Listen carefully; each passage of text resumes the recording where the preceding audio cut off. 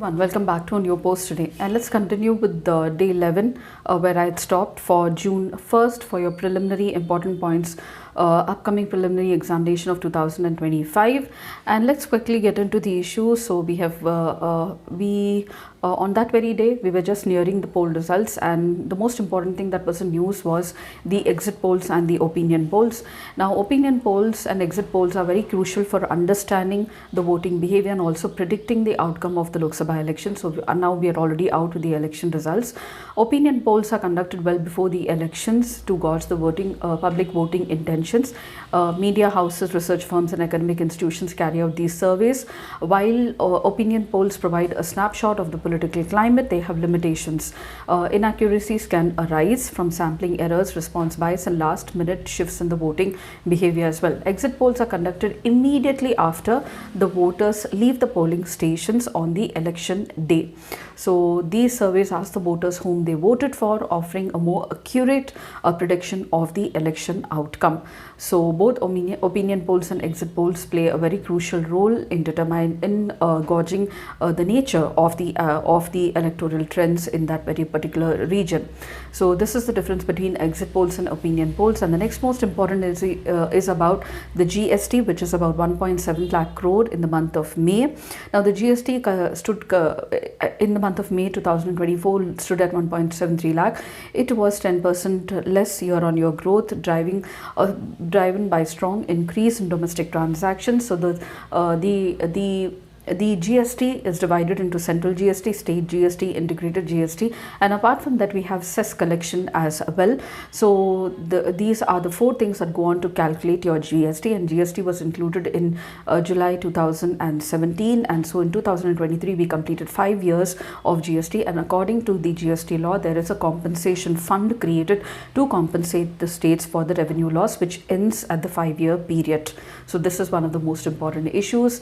The next most important is about mangrove cover. Now the Forest Department of Tamil Nadu has formed 20 village panels for protecting the mangrove cover in Tamil Nadu. The International Union of Conservation of Nature, that is the IUCN, has listed mangroves in the coastal regions spanning Tamil Nadu, Sri Lanka and Maldives as critically endangered, and it is the first global assessment of mangrove covers in India. In India we have about 4,500 square kilometers of mangrove cover, and they all are covered under the Ramsar wetland sites as well. So of the 36 geographical areas spanning the tropical and the subtropical and some warm temperate regions across the world, only Sri Lanka, South India, Maldives, beside the warm temperate northwestern Atlantic region, have critically endangered. Only these regions have critically endangered status as per the IUCN study on May 22nd, 2024. And in South India eco-region, the mangroves in Muttapet in Tiruvarur district, Ramantapuram and a small part of southern Kerala are considered for the assessment. Now mangrove ecosystems are very important from the biodiversity conservation point of view, and they provide essential goods and services to the local communities, and also reduce the impact of climate change. And we have the Sundarbans mangrove, which is not only a biodiversity reserve, a Ramsar wetland site, but also an important tiger conservation reserve as well. And as per the IUCN, the threats to mangrove are rapidly evolving. In the past, we saw degradation from wood exploitation, deforestation for agriculture, shrimp farming and indirect imports from the dam construction, altering the freshwater and sediment influxes. Today, mangroves face additional challenges due to climate change, including sea level rise and also increased frequency and severity of cyclonic storms. The next most important is about IMD. So IMD has been in news recently. There was a faulty sensor at Mungeshwar that put the heat situation in northern India at 52.9 degrees. So therefore IMD was in news. Now let me tell you, it is an agency of the Ministry of Earth Sciences of the Government of India, and is a principal agency responsible for meteorological observations, weather forecasting, seismology. Last time in my video I had spoken about the color warning that is given by the IMD, not only for rain rainfall, but thunderstorms, for floods, for heat waves, for cold waves, etc., and many other weather phenomena as well. So the IMD is headquartered in Delhi, and it operates hundreds of observation stations across India and Antarctica also, and regional offices are located at Chennai, Mumbai, Kolkata, Nagpur, Guwahati, and New Delhi. And IMD is one of the 6 regional specialized meteorological organizations of the World Meteorological Organization. It has a responsibility for forecasting, naming, and distribution of warming across the tropical cyclones in the northern Indian Ocean region, including the Malacca Straits, the Bay of Bengal, and the Arabian Sea and the Persian Gulf. IMD has 6 regional meteorological centers under the Deputy Director General, and they are located in Chennai, Guwahati, Kolkata, Mumbai, Nagpur, and Delhi. They are located in Chennai, Guwahati, Kolkata, Nagpur, Mumbai, and Delhi. And the archaeologists now, next most important thing is about the archaeologists and the scientists now deciphering the Vedic text. So Vedas are a book. Veda is derived from the root word with, meanings to know. It is a root knowledge, and it originates to the ancient India. It is written in Vedic Sanskrit. The text constitute the oldest layer of Sanskrit literature and the oldest scriptures of Hinduism. The Vedas are 4: Rig, Yajur, Sama, and Atharved. Each Veda has 4 divisions: the Samhitas, the Brahmanas, the Aranyakas, and the Upanishads. And the last one, 5th category, some scholars added the Upasanas, and that is the worship. So the Samhitas are mantras and benedictions, while the Brahmanas are commentaries and explanation on these rituals and ceremonies and sacrifices. The Aranyakas are rituals and ceremonies and sacrifices with regard to symbolic sacrifice as well. And the Upanishads, they deal with meditation, philosophy, and spiritual knowledge. And the Upasanas deal with worship. Vedic texts are divided into Shruti and Smriti. And it is said that the Aryans who came to India had written the Vedic text. So this is going to be deciphered by the archaeologists and the scientists. The next most important is about the Palestinian statehood. Now, Palestinian currently has an observer status at the United Nations, which gives them a seat, but they do not have the right to vote. So it is recognized by various international organizations like the Arab League and the Organization for Islamic Cooperation. Also, a minority of European countries already recognize it as an Arab state. Now, there are certain criteria according to the Montevideo Convention to recognize a state as a territory as a state. Let's look into that. So currently Hungary, Poland, Romania, Czech Republic, Slovakia, Bulgaria have adopted a position to recognize Palestine as a Palestinian state, and recently Norway, Ireland, and Spain took the initiative. Many European countries say they will recognize the Palestinian state only as a part of the long-term political solution to end the conflict in the Middle East, and it is often referred to as a two-state solution, having a state of Israel and also Palestinians with their own state and borders as well.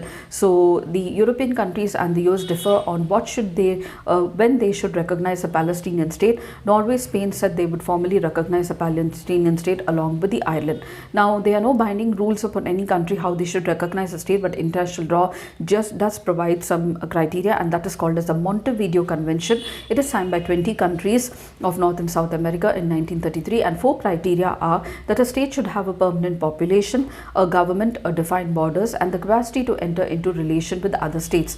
Many places recognized as states do not have these requirements. For example, those with 2 governments such as Libya, but in such cases countries may choose to endorse whichever government they consider as legitimate, and some states emerge after a national movement like independence or seek international recognition. As of 2024, let me tell you, Palestine is recognized as a sovereign state by only 144 out of the 193 members of the United Nations, and it is a member of several international organizations like the Arab League and the Organization of Islamic Cooperation. It has a non-member status at the United Nations since 2012, and many of the West Bank territories and the Gaza territory is occupied by Israel, so it's not fully fledged independent. There are the conflict between Israel and Palestine is still going on, and Jerusalem is claimed by both the countries.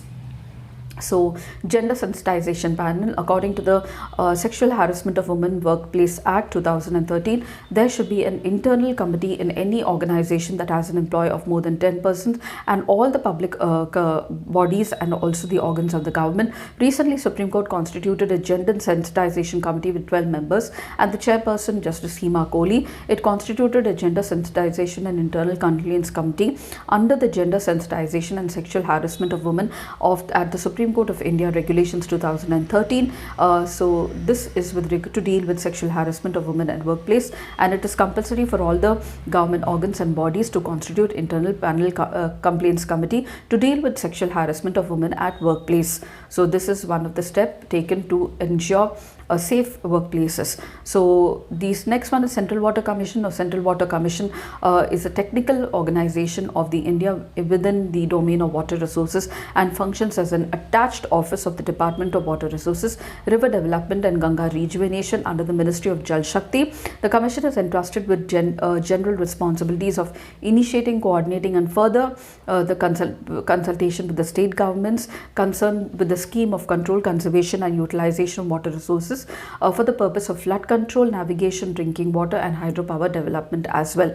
And the second last is about Ministry of Earth Sciences. So the independent institutions under the Ministry of Earth Sciences which are important are the Institute of Earth Sciences Organization, the National Center for Coastal Research, the Indian Institute of Tropical Meteorology, the Indian Meteorological Department, the National Center of Seismology, Indian National Center for Ocean Information Systems, National Center for Medium Range Weather Forecasting, National Center for Polar and Ocean Research, National Institute of Ocean Technology, Earthquake Risk Evaluation Center, Indian Tsunami Early Warning Center, Center for Marine Living Resources and Ecology, and last is National Center for Earth System Sciences.